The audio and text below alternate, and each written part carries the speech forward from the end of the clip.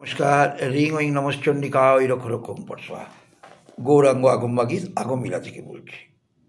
দেখুন, শক্তি হলো একটা ক্ষমতা, যাকে অর্জন করতে গেলে প্রচুর প্রচুর শক্তিকে ক্ষয় করে তবে আপনি আবার আরও একটি উন্নত মানের শক্তিকে আপনি করায়ত্ত করার চেষ্টা করছেন।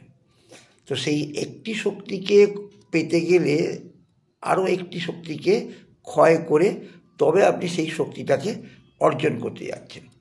তো এমন কিছু করবেন না যে পাওয়ারফুল শক্তি আধ্যাত্মিক চেতনাতে উদ্যুত করে আপনি যে শক্তিটাকে অর্জন করছেন সেই শক্তিটাকে যাতে বিফলে না যায় তার ব্যবস্থা করুন। কারণ শক্তি সঞ্চয় করার চেষ্টা করতে হবে।